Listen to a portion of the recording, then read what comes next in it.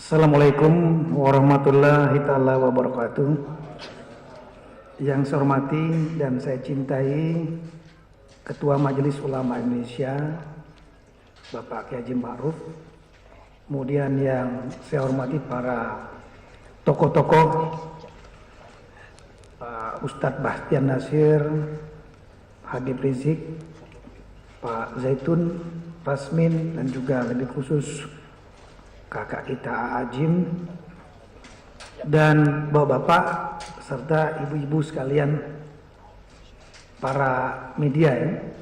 Jadi pada kesempatan ini pertama-tama saya mengucapkan terima kasih dan apresiasi yang tinggi kepada Majelis Ulama Indonesia yang telah mengakomodir dan memfasilitasi sehingga akhirnya tercapai kesepakatan-kesepakatan antara Polri selaku aparat keamanan dengan saudara-saudara kita yang akan melakukan aksi 212 2 Desember. Jadi seperti diketahui bahwa saudara-saudara kita menginginkan agar dilaksanakan aksi dalam bentuk kegiatan zikir, tauziah, sholat Jumat dengan berlokasi di Bundaran HI, Tamrin, dan Sudirman. Dan di situ dari kepolisian sudah menyampaikan bahwa kalau dilaksanakan di tempat itu problemnya adalah masalah hukum. Ada undang-undang yang mengatur, yaitu Undang-Undang Nomor 9 Tahun 98. Dalam pasal 6 itu diatur bahwa pelaksanaan unjuk rasa itu tidak boleh mengganggu ketertiban umum dan mengganggu hak asasi orang lain. Kemudian di dalam pasal 15 diatur bila pasal 6 itu dilanggar maka dapat dilakukan pembubaran.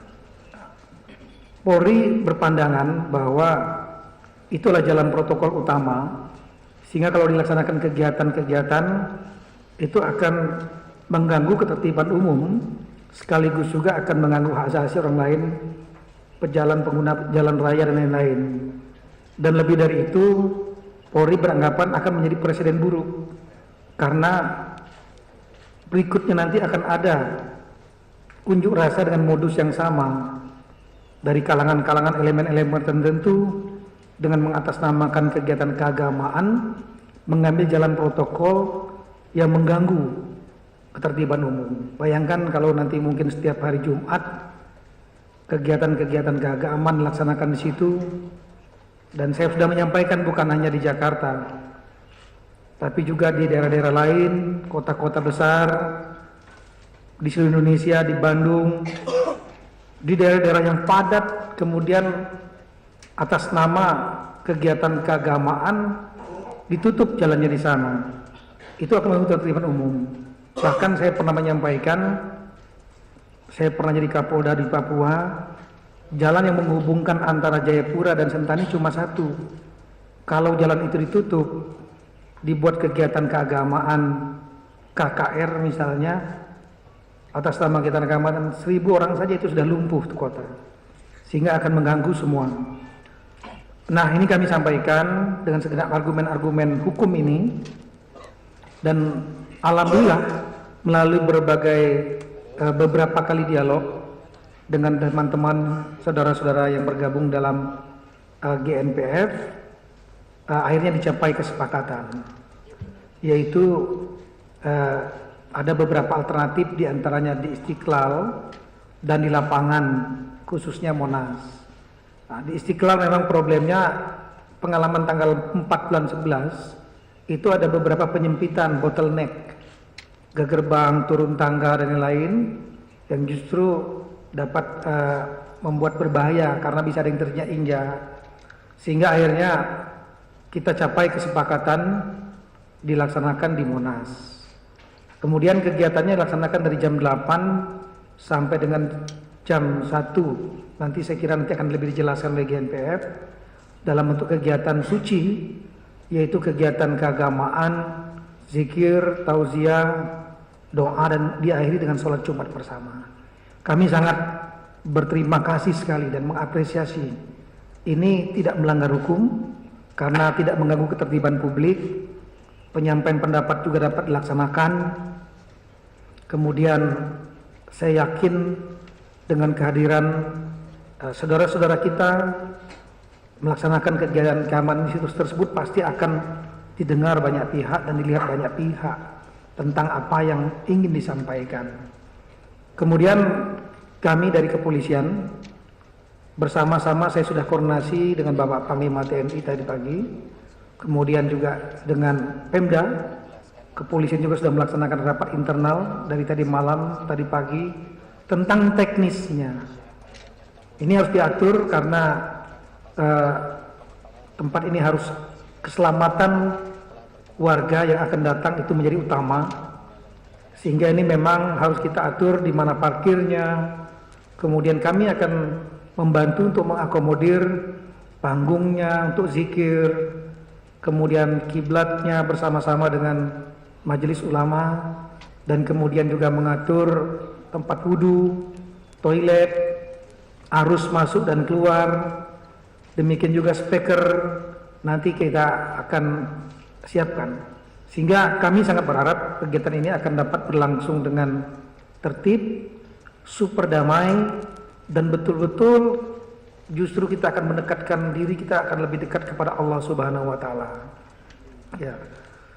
Kemudian mengenai proses hukum, saya sudah menjelaskan juga kepada GNPF bahwa hari Jumat yang lalu alhamdulillah berkas dengan tersangka saudara Basuki Cahayapurnama sudah selesai kami tuntaskan. Jumat lalu sudah kami serahkan kepada kejaksaan. Kami sudah melakukan koordinasi dengan kejaksaan. Insya Allah hari ini, mudah-mudahan besok sudah bisa namanya P21 dinyatakan lengkap berkas, dan kami berkoordinasi juga. Insya Allah juga mudah-mudahan kalau tidak halangan bisa dilaksanakan tahap kedua pada minggu ini.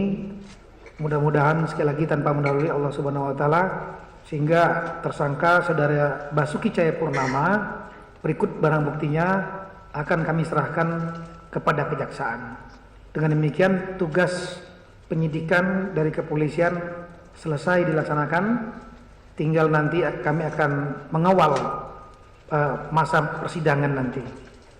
Kita tentunya berharap agar persidangan dapat dilaksanakan secepat-cepatnya, sehingga kita bisa melihat langsung nanti saya kira jalannya persidangan baik langsung maupun melalui media, dan di situ saya kira semua keputusan akan diserahkan kepada mekanisme hukum yang ada. Selanjutnya kami juga siapkan tempat di Monas tadi, itu bisa menampung lebih kurang 600 sampai 700 ribu orang. Kalau memang nanti kurang, kita siapkan tempat di Jalan Merdeka Selatan. Merdeka Selatan. Nanti teknisnya dari kepolisian akan bekerja sama dengan aparat lain, termasuk dari TNI, Satpol PP, dan juga sekaligus melibatkan teman-teman dari Laskar, teman-teman dari ormas-ormas yang ada, yang bagian keamanan kita akan atur supaya tidak ada masyarakat yang berhenti di Bundaran HI. Jadi tolong media juga bisa menyampaikan bahwa fokusnya adalah di Monas. Kemudian juga sudah disampaikan oleh kesepakatan kita, kegiatan aksi-aksi lain di luar aksi mengenai bela Islam ketiga ini judulnya, yang nanti tagline-nya akan disampaikan oleh GNPF. Ini kita harapkan aksi-aksi lain di luar itu sebaiknya ditunda setelah hari lain. Jangan sampai mengganggu kesucian acara ini, karena ini memang ibadah.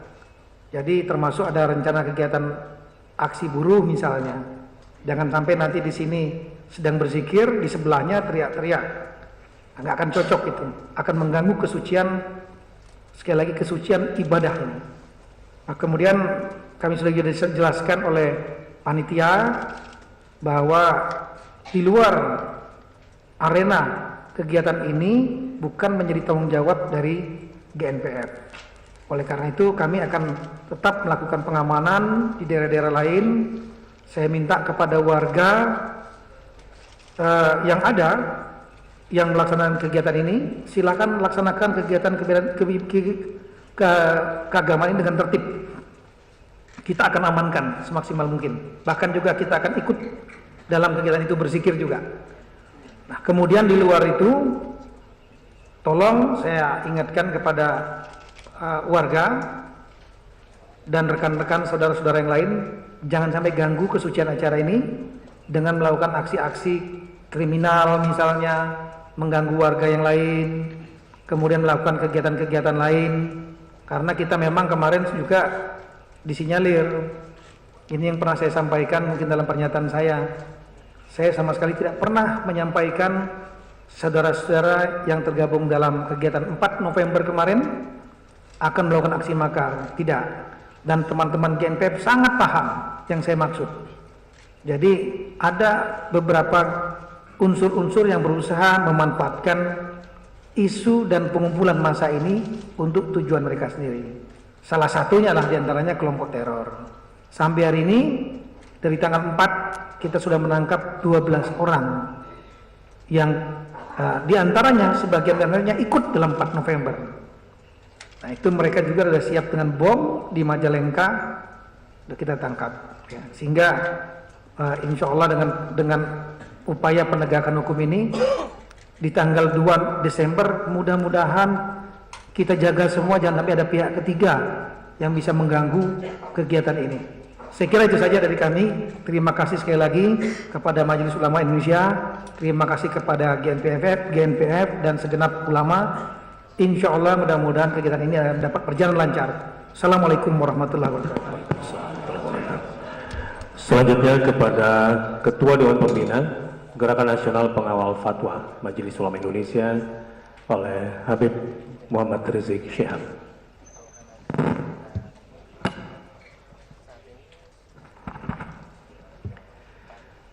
Assalamualaikum warahmatullahi wabarakatuh.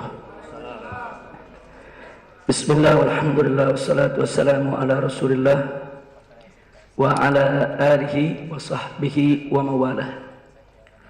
Siyadatul habaib asyurafa wa sa'adatul ulama'il fudala wa fadilatul umara'il kurama wa jami'il hadirin al-ahibba'il a'izza rahimakumullah.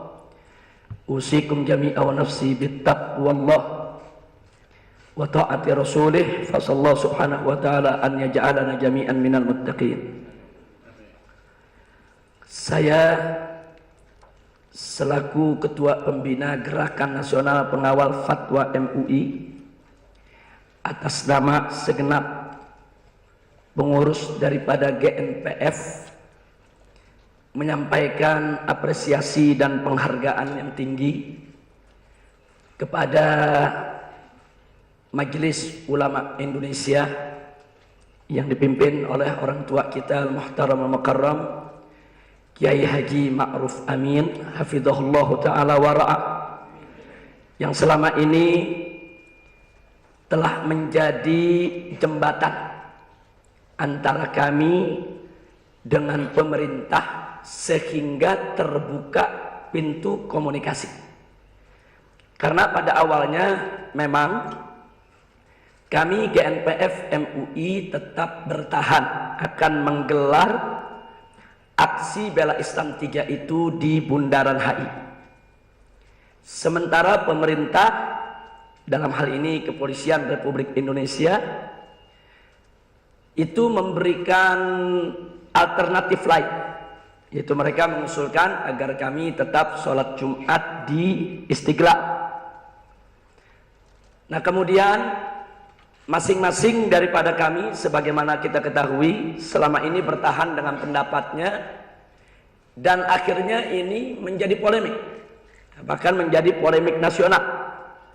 Nah, karena itu kita berterima kasih kepada Majelis Ulama Indonesia yang telah hadir di tengah-tengah antara kami, yang kemudian mengkomunikasikan sehingga kami masing-masing pihak bisa mendengar dengan jernih argumentasi masing-masing. Jadi apa argumentasi kepolisian yang semula mengusulkan di Istiqlal dan apa argumentasi kami yang bertahan di Bundaran HI. Jadi sebetulnya setelah dibuka komunikasi tersebut melalui beberapa dialog, kita dapatkan bahwa masing-masing pihak ini punya etikat baik. Baik dari kepolisian maupun dari GNPF. Kalau dari pihak kepolisian tadi sudah dijelaskan panjang lebar oleh Bapak Jenderal Muhammad Tito Karnavian selaku Kapolri. Sementara dari GNPF perlu saya singgung sedikit sebelum saya sampaikan butir-butir kesepakatannya, bahwa kenapa kami bertahan di Bundaran HI, karena belajar dari pengalaman aksi 4.11, di mana tatkala kami menggelar sholat Jumat di Istiqlal tanpa diduga jutaan umat Islam datang tumpah ruah. Itu di dalam masjid tidak menampung, padahal masjid sudah 5 lantai, tempat parkiran pun juga tidak menampung.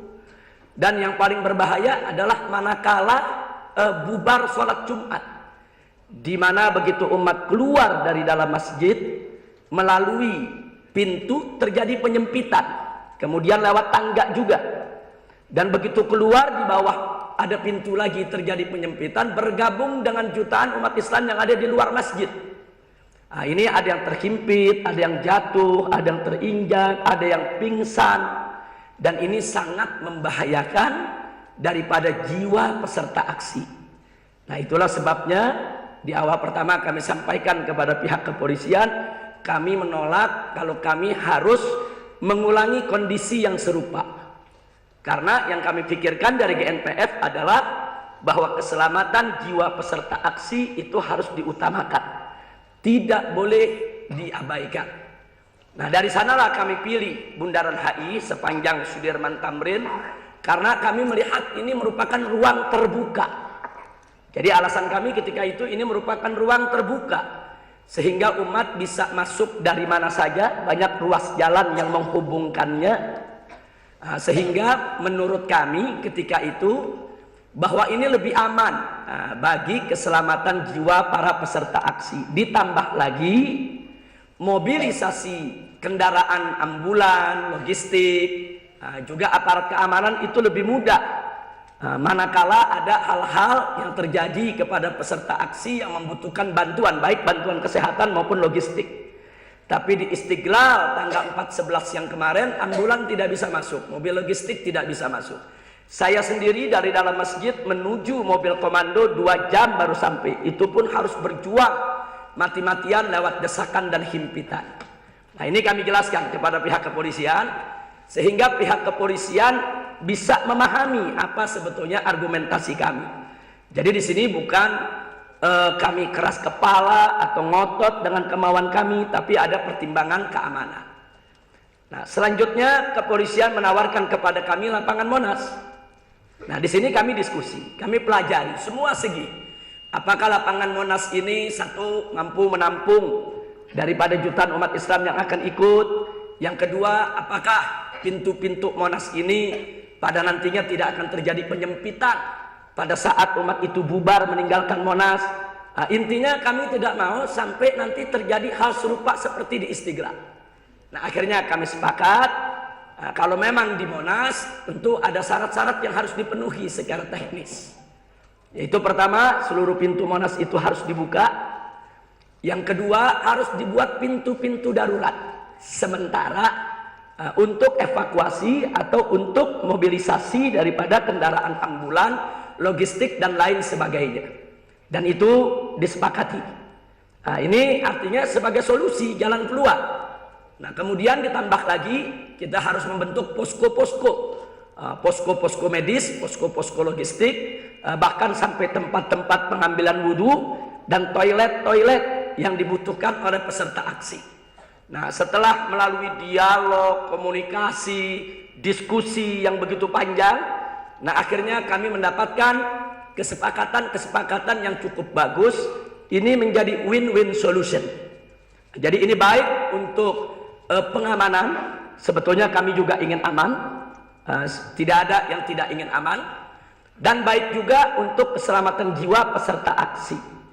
Nah, dari sinilah akhirnya yaitu kita menyepakati beberapa kesepakatan yang perlu saya sampaikan pada kesempatan ini. Tapi sebelumnya saya sampaikan sekali lagi penghargaan kepada Majelis Ulama Indonesia yang telah menjadi jembatan, dan kami sampaikan juga penghargaan yaitu kepada Bapak Kapolri secara khusus dan umumnya kepada seluruh jajaran Polri, yaitu yang telah membuka pintu komunikasi sehingga kita mencapai kesepakatan-kesepakatan yang insya Allah ini menjadi solusi bagi kita semua untuk persatuan dan kesatuan Negara Kesatuan Republik Indonesia.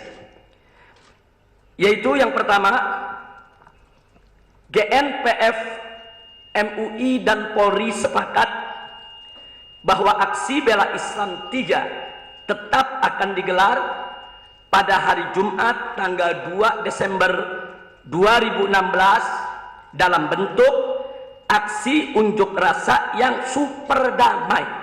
Super damai berupa aksi ibadah gelar sajadah untuk sholat Jumat. Akan tetapi tanpa merubah tuntutan utama aksi 212, yaitu tegakkan hukum yang berkeadilan. Dan target kami tetap untuk penista agama agar ditahan. Nah, jadi damai yang kita maksudkan di sini adalah mekanisme penyampaian unjuk rasanya itu harus terhormat, bermartabat, bernilai ibadah, sehingga menjadi satu aksi yang super damai, bukan lagi damai. Nah, karena itu kami juga menyampaikan apresiasi untuk poin yang pertama ini kepada Bapak Kapolri dan seluruh jajarannya yang selama ini telah memproses Ahok, yaitu dengan proses yang cukup cepat, profesional, sehingga pada hari Jumat kemarin itu akhirnya pelimpahan tahap pertama telah dilakukan, yaitu oleh Reskrim Mabes Polri ke Kejaksaan Agung, dan kami sendiri juga dari GNPF sudah mendatangi Kejaksaan Agung. Kami diterima oleh Jampidum, diterima oleh Jam Intel, diterima oleh seluruh direktur yang berkaitan dengan kasus tersebut, dan kami sudah sampaikan kepada Kejaksaan harapan-harapan kami, yaitu kami berharap yang pertama agar berkas yang sudah dilimpahkan oleh kepolisian ke Kejaksaan secepatnya di P21. Jadi agar tidak bolak-balik, yaitu berkas tersebut. Dan yang kedua, agar segera dilimpahkan ke pengadilan. Nah, karena masalah ini sudah menyebabkan kegaduhan nasional, bahkan heboh internasional. Ini tidak boleh lagi diulur-ulur waktu, harus segera ada keputusan. Nah, kemudian yang ketiga, kami tetap minta kepada pihak Kejaksaan untuk melakukan penahanan. Nah, jadi di sini kita terima kasih kepada Kepolisian Republik Indonesia yang telah memproses daripada kasus ini hingga sampai dilimpahkan ke Kejaksaan Agung. Selanjutnya tentu kami akan terus kawal yaitu kasus ini hingga tuntas. Karena GNPF MUI, yaitu Gerakan Nasional Pengawal Fatwa MUI, sejak didirikan itu sudah mendeklarasikan diri bahwa fatwa MUI harus dilaksanakan oleh negara. Jadi fatwa MUI harus ditegakkan. Penista agama tidak boleh dibiarkan. Karena di Republik Indonesia ini agama apapun tidak boleh dinista, siapapun orangnya. Tidak boleh ada penistaan terhadap agama apapun. Tidak boleh ada penistaan terhadap agama Kristen. Tidak boleh ada penistaan terhadap agama Katolik. Tidak boleh ada penistaan terhadap agama Hindu. Tidak boleh ada penistaan terhadap agama Buddha. Tidak boleh ada penistaan terhadap keyakinan Konghucu. Apalagi penistaan terhadap agama Islam selaku agama mayoritas daripada penduduk Negara Kesatuan Republik Indonesia. Nah, itu bagian pertama yang perlu saya sampaikan pada kesempatan ini, bahwa kami dengan pihak Polri telah sepakat aksi bela Islam 3 tetap akan digelar pada hari Jumat 2 Desember 2016. Yang kedua, GNPF MUI dan Polri juga telah sepakat bahwa dalam aksi bela Islam 3 akan digelar zikir dan doa untuk keselamatan negeri serta tausiah umara dan ulama di lapangan Monas dan sekitarnya dari jam 8 pagi hingga sholat Jumat. Jadi kami sepakat, kami akan gelar sejadah di tempat yang sudah ditentukan nanti. Kemudian kami akan berzikir, berdoa, dan kami akan berikan kesempatan kepada para umara untuk menyampaikan amanatnya kepada umat. Dan pada saat yang sama juga kita berharap para umara juga akan mendengar tausiah-tausiah yang akan disampaikan oleh para ulama.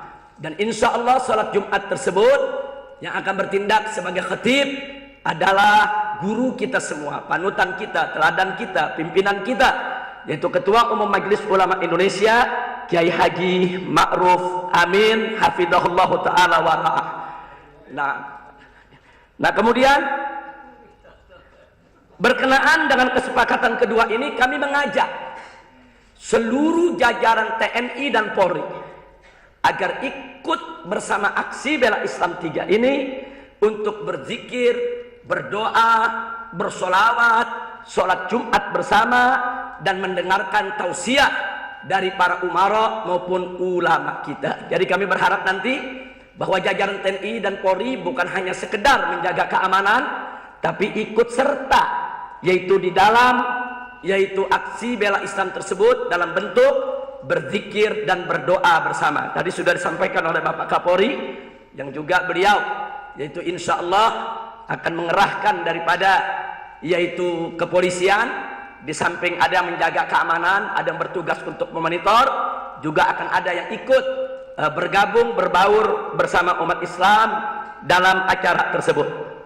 Yang ketiga, GNPF MUI sepakat bersama Polri, usai sholat Jumat, para pimpinan GNPF akan menyapa umat Islam di sepanjang jalan sekaligus melepas mereka pulang dengan tertib. Jadi ini sebagai tanggung jawab daripada GNPF. Jadi usai sholat Jumat, GNPF tidak boleh meninggalkan begitu saja umat yang ada di sana, karena sepulang umat itu tentu mereka akan memenuhi beberapa ruas jalan sesuai dengan arah pulang ke daerahnya. Nah karena itu nanti GNPF akan membagi tugas untuk melepas mereka. Jadi mana yang pulang ke arah utara, ke arah selatan, ke arah timur, ke arah barat, itu akan ada pimpinan-pimpinan GNPF yang akan menyapa mereka, menyalami mereka, dan menjelaskan kepada mereka agar mereka pulang dengan tertib. Karena ini diperkirakan masa yang turun cukup banyak, ini tentu memerlukan waktu. Itulah sebabnya acara di Monas cukup sampai Jumat saja. Karena kalau acara di Monas sampai asar, nanti membubarkan umatnya semakin sore semakin sulit. Karena akan datang gelap. Nah maka itu acara di Monasnya sampai usai Jumat, katakanlah sampai jam 1. Setelah itu para pimpinan GNPF akan turun ke jalan dengan kendaraan menyapa umat dan meminta mereka pulang dengan tertib ke daerah masing-masing. Nah kemudian yang keempat, GNPF MUI sepakat dengan Polri perlunya dibentuk tim terpadu antara Satgas GNPF dengan TNI dan Polri untuk mengatur masalah teknis pelaksanaan. Nah ini ada tim terpadu yang dibentuk untuk mengatur teknis pelaksanaan yang mencakup: 1. Penetapan kiblat dan posisi panggung, mimbar dan mihrab, serta pengaturan shaf supaya tertib dan rapi. 2. Membuka semua pintu Monas dan pembuatan pintu-pintu darurat di sekitar Monas. Ini nanti tim terpadu yang akan turun langsung ke lapangan untuk membuat sketsanya. 3. Menyediakan posko-posko medis dan logistik serta tempat wudhu dan toilet. Kemudian D yang keempat, menempatkan Satgas GNPF yang terdiri dari laskar-laskar berbagai elemen organisasi Islam. Nah, itu dijadikan Satgas GNPF yang mana akan ditempatkan di setiap perempatan sepanjang Sudirman Tamrin. Itu dari pagi mereka sudah akan ditempatkan untuk apa? Untuk menyambut kedatangan yaitu umat Islam dari berbagai daerah, dan menuntun mengarahkan mereka untuk ke lokasi yang akan digelar pelaksanaan sholat Jumat. Jadi dari mulai perempatan Semangginya, perempatan Ben Hill-nya, perempatan HI-nya, kemudian perempatan Kebon Sirihnya, perempatan Patung Kudanya, itu semua akan ditempatkan Satgas. Nah kemudian yang berikutnya yaitu mengatur soft di luar Monas manakala lapangan Monas tidak menampung. Sebagaimana tadi disampaikan oleh Bapak Kapolri, kalau Monas tidak menampung maka akan diatur soft di luar Monas. Nah ini juga menyangkut teknis. Nah kemudian yang berikutnya lagi yang tidak boleh dilupakan, tim terpadu ini juga wajib mengatur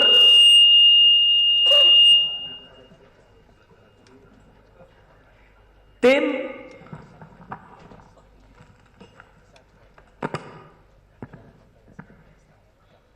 terpadu ini juga akan mengatur bagi peserta aksi dari luar agama Islam.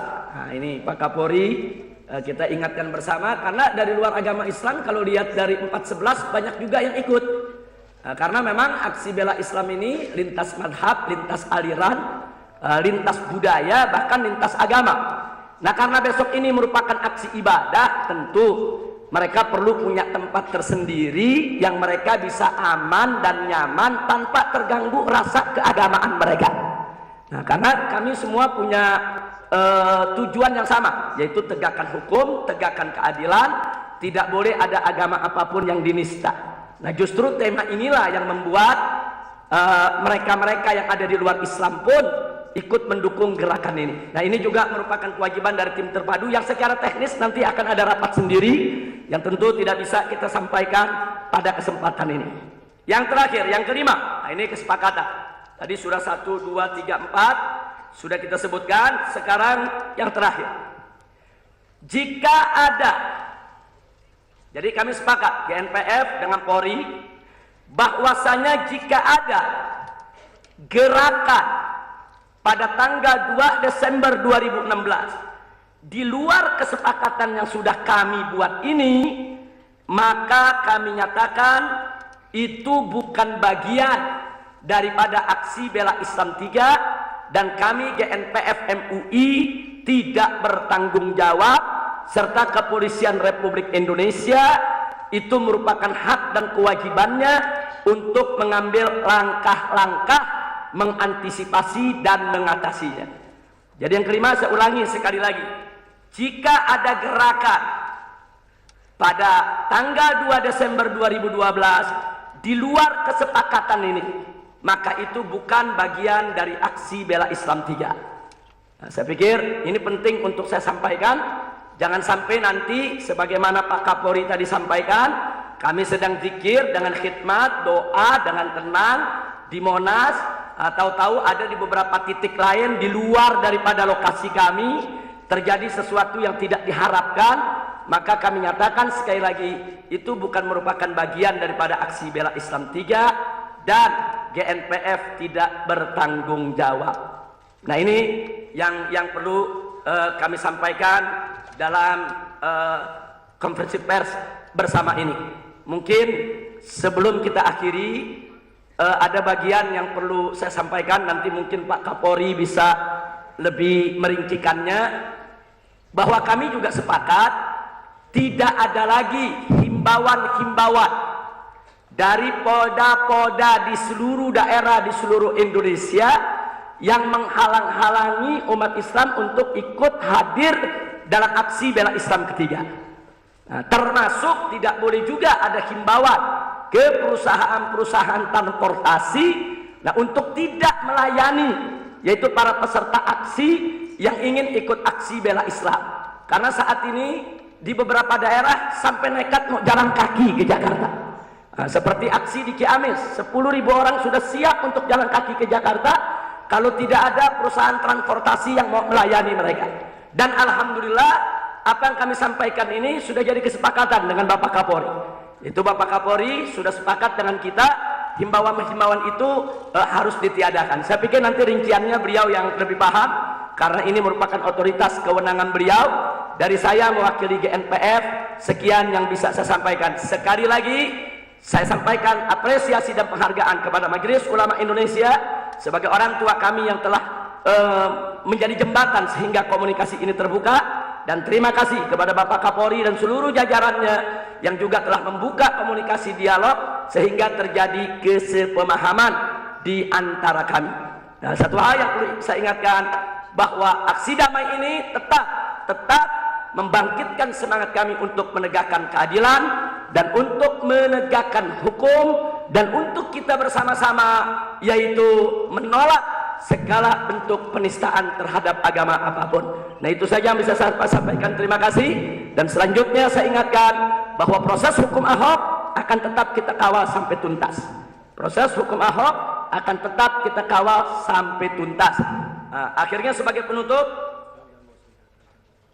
nah ini ada amanat dari Ketua GNPF. Saya pikir nanti boleh Pak Ustaz Bakhtiar Nasir yang sampaikan itu. Hanya sebelum saya akhiri, saya nggak boleh lupa, tadi ada usul yang luar biasa dari Kiai Haji Ma'ruf Amin. Luar biasa. Beliau berharap setelah tanggal 2 Desember 2016 yang akan datang ini, ke depan ada rujuk nasional yang mengarah kepada dialog nasional yang melibatkan seluruh tokoh-tokoh nasional yang ada di negeri ini bersama pemerintah, bagaimana berdialog, berdiskusi, bermusyawarah untuk mencari solusi bagi problematika yang dihadapi oleh bangsa ini demi persatuan dan kesatuan NKRI. Jadi kami dari GNPF MUI Pak Kiai, kami sambut usulan tersebut. Insya Allah saya pikir ke depan kita mesti lebih menggiatkan untuk berdialog, dan mudah-mudahan Bapak Kapolri juga bisa mendukung daripada usulan ini. Terima kasih dari saya. Assalamualaikum warahmatullahi wabarakatuh.